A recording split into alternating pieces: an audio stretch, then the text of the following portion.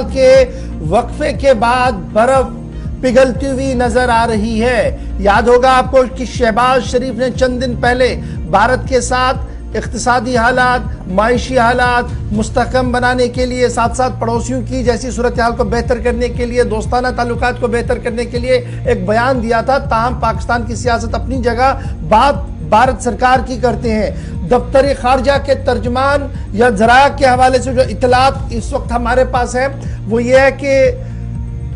Ministry for external affairs की तरफ से बाज़ाब्ता तौर पर दावतनामा भेजा गया है पाकिस्तान के लिए एससीओ कॉन्फ्रेंस के अंदर शिरकत के लिए जो गोवा के अंदर मुनक्किद होने जा रही है। और ये दावतनामा दो अहम शख्सियत के नाम चला गया है। एक खबर ये है कि दावतनामा पाकिस्तान के वजीर खारजा बिलावल जरदारी बच्चू के नाम गया है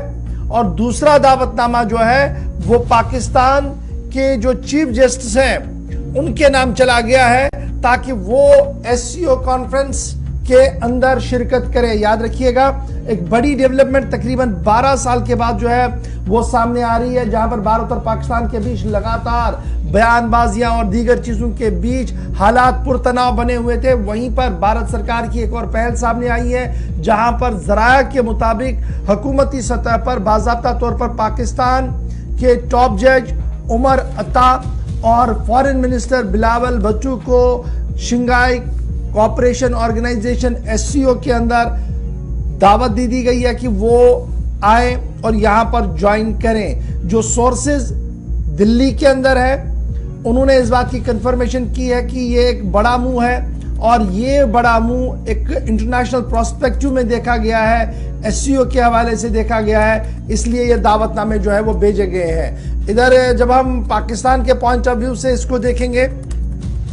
तो खबर पाकिस्तानी ज़राया ब्लॉग में भी ये है कि भारत की तरफ से दावतनामे दो आए हैं जी। एक की चीफ जस्टिस पाकिस्तान को आया है, एक दावतनामा फॉरेन मिनिस्टर को आया है और दोनों दावतनामे जो है दफ्तर खारजा भारत की तरफ से, फॉरेन मिनिस्ट्री की तरफ से जो है वो भेजे गए हैं। आज ये बड़ी खबर है इस वक्त और ये अहम डेवलपमेंट जो है वो हो रही है। गोवा के अंदर ये मीटिंग होने जा रही है और इस मीटिंग के अंदर एक्सपेक्ट ये किया जा रहा है कि अगर ये दावतनामे कबूल होते हैं तो मजीद पेशरफ्त होगी दोनों मुल्कों के बीच आगे बढ़ने के हवाले से। दोनों मुल्क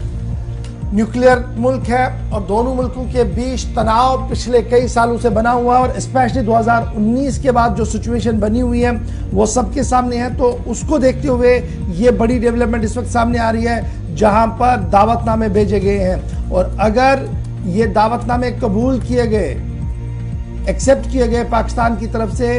तो फिर चीफ जस्टिस पाकिस्तान और फॉरेन मिनिस्टर पाकिस्तान जो है वो एससीओ कॉन्फ्रेंस के लिए जरूर आएंगे और उससे दोनों मुल्कों के बीच मामला जो है वो सुधर सके। डेट्स जो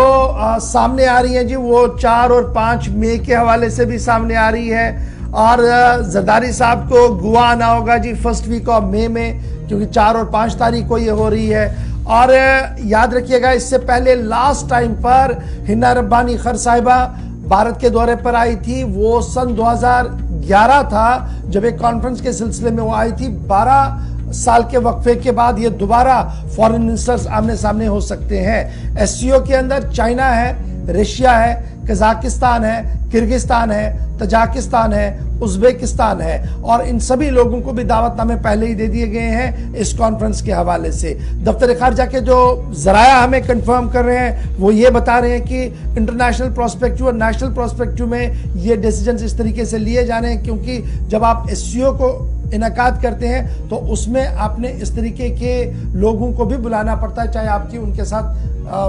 बात बनती हो, जिनमें चाइना भी है, पाकिस्तान भी है। तो इस तरीके से दावतनामे जो है वो गए हैं। तो हिना रब्बानी खर के बाद जरदारी साहब की अगर आमद होती है तो ये एक बड़ा